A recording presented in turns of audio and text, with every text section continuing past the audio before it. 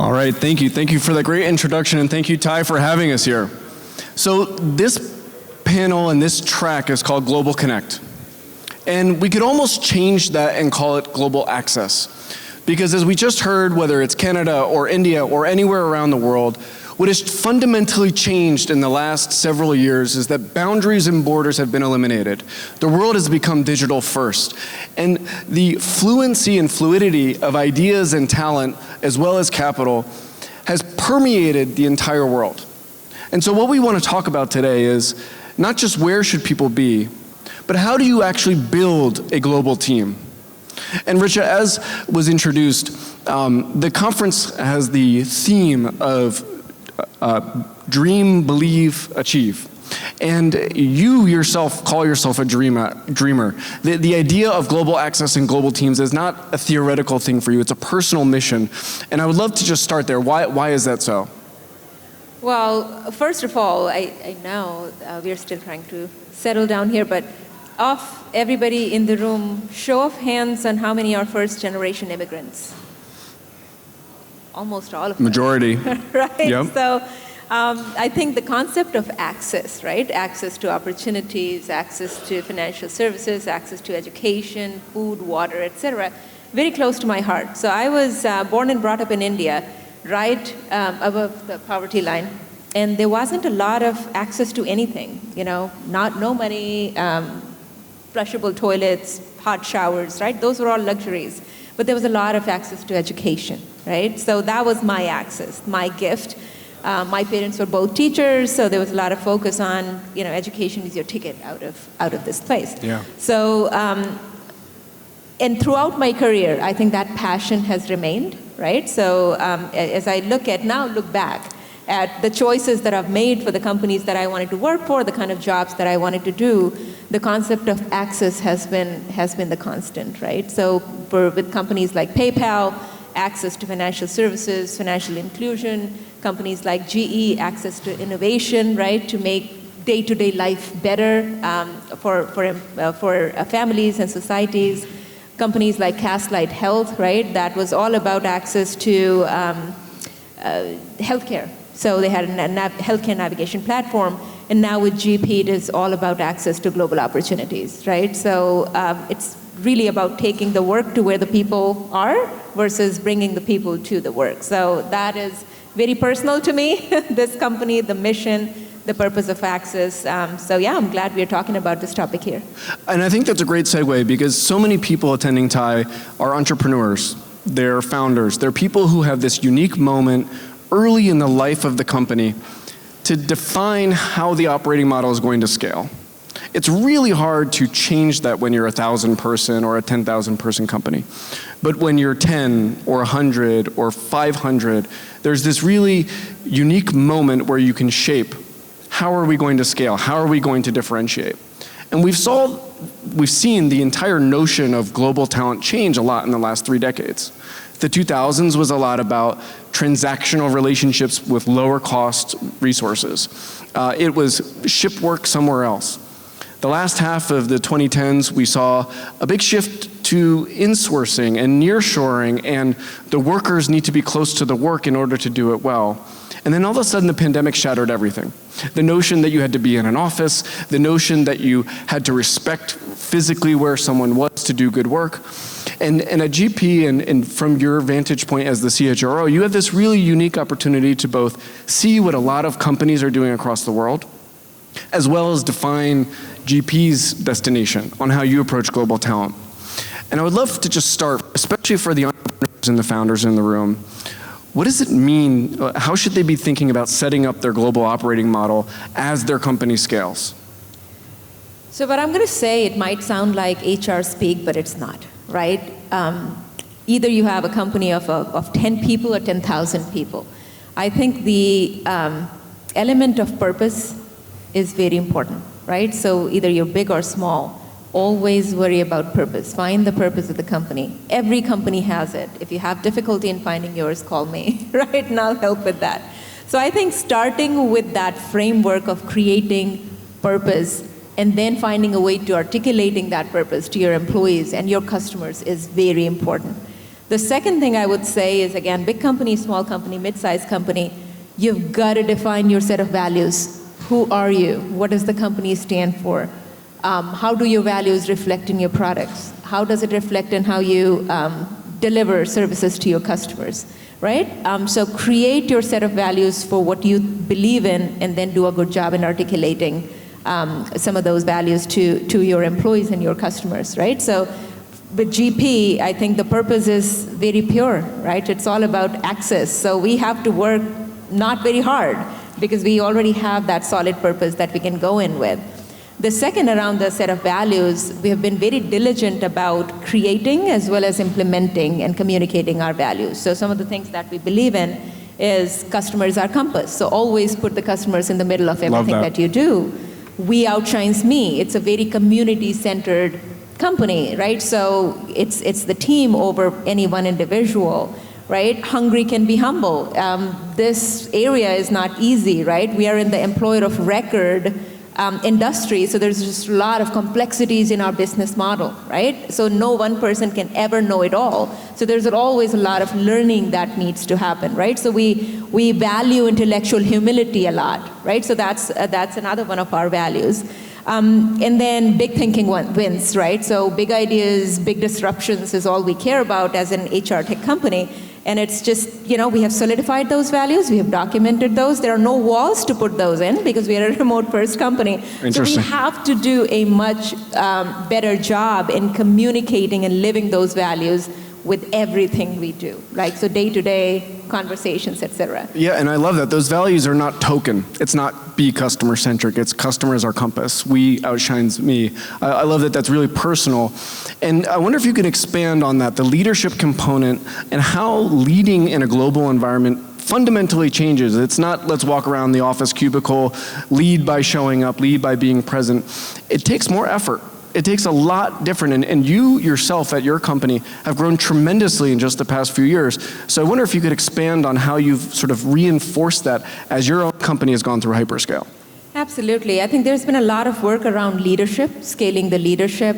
We have hired a very seasoned executive team who has run global teams before, right? So it's not a new experiment for them. We have Nat Natarajan sitting here, who we have the pleasure of having on our executive leadership team.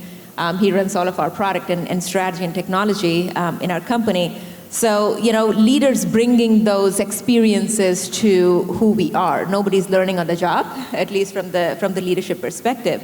But we also know that, and again, in Nat and I talk about it often, it is what Satya Nadella says about you can never know it all, but you can learn it all, right? So having that intellectual humility in our leadership, something that we care about a lot and reinforce with our leaders.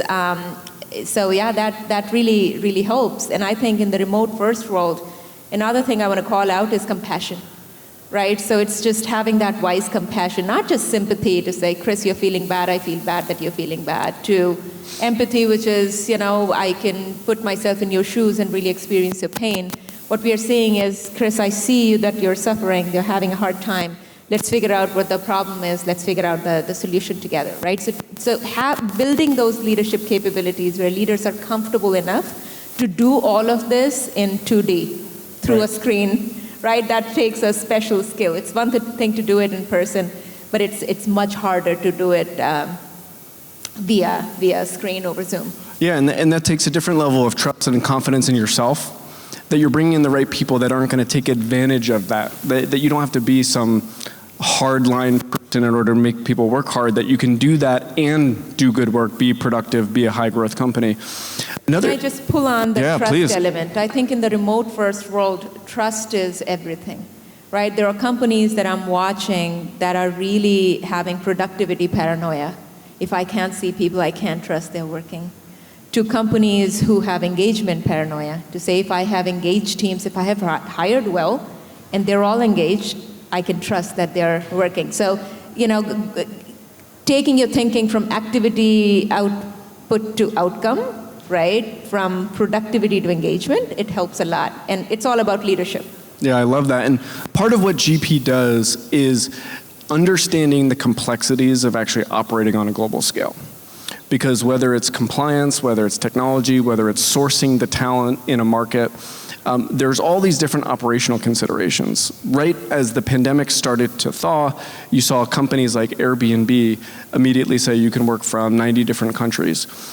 You saw Atlassian say you can work from anywhere. And there's been a number of other companies, especially in the US, especially in finance, say everyone's in the office, and they've gone the other route.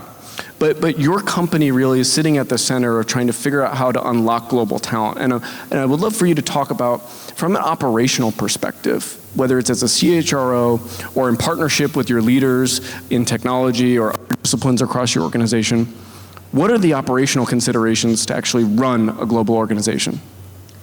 There are several, but I can highlight a few today. I think one thing I would say is how you design your global teams means a lot. We have all seen a world 20, 30 years ago where in the outsourcing world, the back-end work went to offshore teams, right? But the actual decisions were still being made in the headquarters, right? The world has changed, right? So over the years, the companies have really learned to create global teams and give them end-to-end accountability, right? So not all the decision needs to come to the headquarters, right? So that's the first design principle, I would say, in building global teams.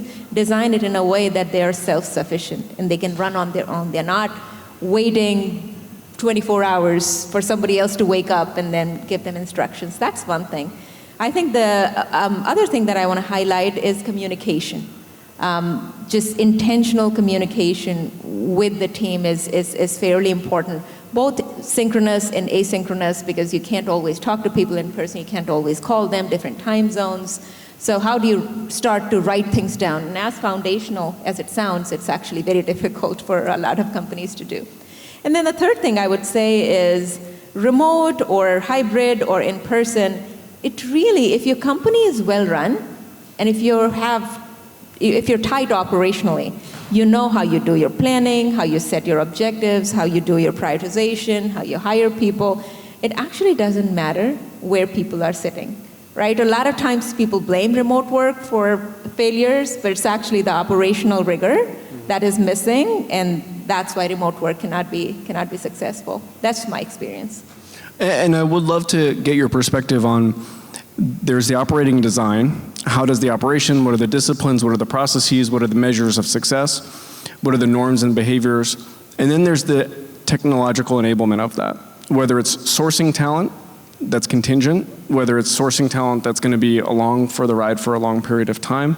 And then there's engaging as a team on a perpetual basis. And we've all figured out how to use it in our personal lives, but I think a lot of companies are still fundamentally struggling with taking the tools and the technology that worked pre-pandemic and trying to port it over to a remote-first world. A lot of people are taking an in-person world and still trying to do it remote, rather than taking a mindset of digital-first, remote-first, with physical connection as an added bonus. And I would love your thoughts on how should people be thinking about that? I think when it comes to technology and remote work, technology is no longer an enabler of remote work. It is actually where the work happens, right? That has become the workplace for so many companies. I think as we were all trying to figure out how to do work, how to accelerate growth, how to get the projects done, when COVID was hitting, technology came and overloaded all of us, right? So the companies thought that was the panacea. So there's 2 or 3 of everything. There's 3 ways in which you can communicate. There are 3 ways in which you can, track your work. So there is, if anything, that there is an overload, right? Now we have got to go back and rationalize what is really needed in the technology stack to get the productivity and engagement going. I think for leaders, the challenge is how you leverage the technology not to get the breadth of the connection, but also the depth of the connection. It's not always all about how many people you can connect via Zoom. It is what do you do in the Zoom meetings, how you're showing up. So I think that, I have a mantra about it. I call it digital when you want, human when you need. You should never forget that. Technology can only solve for that much of the connection and communication, and then the humans really set in afterwards. And just to build on that a little further, so As people in the room are starting and founding companies, naturally they're capital light, and they're trying to scale quickly. And while we'll see with interest rates and the current talent market might have ebbed this down a little bit, generally speaking, the need for talent fast, the need for talent efficiently, that I can pivot on a dime when I need to if something changes in the market, is a really important thing. You don't want to overstaff, but you also don't want to underhire and miss a critical objective of growing at pace. And this is sort of a problem space that GP focuses on. How should founders and entrepreneurs be thinking about their approach to talent development, and whether it's leveraging an organization like GP or another one, how should they be thinking about that pivot point of when do I hire, when do I source, how do I prevent knowledge drain, but at the same time get important work done quickly? I think in today's environment, in the HR tech industry especially, it has just gotten wings, right? Especially after the COVID time, as the employers are trying to figure out, I'm based here, the talent base is there, and the customers are someplace else. How do I stitch the two? And it's so fascinating to watch. There's always that innovation component and the compliance component, and how do you bring those two together? I've seen similar convergence when I was at PayPal in the financial services, right? So compliance is the table stake. You cannot mess with people's money, and that's also highly regulated by governments if you're doing global business. But how do you add on innovation to it, right? In terms of access, again, access to financial inclusion and easier ways of getting people, helping people to move their money. So, that happened in financial services. It has been happening over the last 10, 15 years. Now it's all about HR tech. How do you bring the compliance components of the employment as well as the innovation of HR tech to not only build your teams internationally, globally, if not in the matter of weeks, in the matter of days, and stay compliant with ever-changing web of employment, global employment law. So I think that's where GP fits in. So what we do is our industry is the employer of record. We make global expansions possible for companies. And we do it in a very fancy way through our SaaS platform, which makes it easier for employers to onboard, offboard, and do all of that. And also from compliance perspective, we take all of the employer burden away from them. Right? As an employer, you always want to be on the right side of the issues like tax and payroll and benefits and health and safety and employee rights, right? So we take all of that burden away, and we also provide technology to do all of that in a very good way. So it's just fascinating to watch how the ecosystem around HR tech is coming together for the rescue of the international employers who want to grow globally, right? And make it possible for them. And then do it with a purpose, like connecting it to your first question, do it with a purpose of financial inclusion, access, democratizing access of global opportunities across the world, because the talent is everywhere. So a lot of founders, entrepreneurs, they're not HR experts when they start. They're product people, they're sales people, they know how to run their business, but there's a lot of blind spots. So just in terms of categories, what are the compliance type of things that they should be thinking about early on if they want to build a global company? There is a lot, but I think to start with, it is if you want to have your global presence, you've got to build entities. That is cumbersome. Building that infrastructure around doing payroll and benefits and compliance and taxes and equity and compensation. Some of your talent might be asking for, to be paid in a different currency, in a different way, right? Away from the regular financial and payroll ecosystem. How do you do all of that and stay ahead of those compliance as well as innovation challenges? So that's what, EOR industry and the HR tech comes in. And we're an intimate group here. If anyone wants to ask questions, just raise your hand and I'll call it out. I'm curious, Richa, as you have a unique purview into talent on a global scale, what are you seeing in terms of skill sets and geographies that are hotspots? I mean, obviously, there's a certain affiliation where we know talent for engineering, we know talent in certain destinations is more prominent. But what are you seeing from a trends perspective in terms of global talent? What has shifted that we might not have seen 5 years ago? Well, we just learned a lot about Canada. And I think the next session is about India. So I will let you hear both parties out and figure out your mind. on exactly where you want to grow. But I think talent is everywhere. It is just different kinds of talents in different pockets of the world. So you know, that's another thing our HR tech industry helps employers figure out through our talent insights. And where is it that you need to go if you want to hire a business development representative versus sales versus an engineer versus an HR professional, for example. How big should a company be when they hire their CHRO? Early, that should be one of the one of the first hires, and I'm not biased. I really, really, truly mean it, because I think CHROs, our whole mantra is about building that operating system of the culture on which strategy can stand on which you can build global workforce, et cetera. Please, yes, we have a question up front. So first of all, this was a very interesting session and very insightful, especially about different demographics and geographies, housing different kinds of talented people that you spoke about. My question is, since AI ML is a very hot topic, people are threatened by artificial intelligence as well, but I, being on a positive side, truly believe that AI can be put to many positive uses. Is there anything from HR perspective that you see or you can envision in the future that AI can handle and help your department? Absolutely, and you're keeping the right perspective on AI, right? And you know, Nat and I have had several conversations, and he always says, AI is going to augment. Technology always augments human effort, right? So if we keep that lens on what's happening now with ChatGPT, we're all winners. I was reading an article yesterday, and the article called out about 20 jobs where there's fear that those jobs are going to go away. But the writer said, if you change your perspective to, I'm fearful because I'm going to lose my job, to because AI and robots can do it, to, how can I make it work for me? How can I, outsource some of my job and tasks to the technology so I can do a better strategic value-added work, right? So as long as we keep that perspective, technology has not been able to erase human race in the last 100 years, and that's not going to ever happen, right? We keep getting better and better with the use of technology.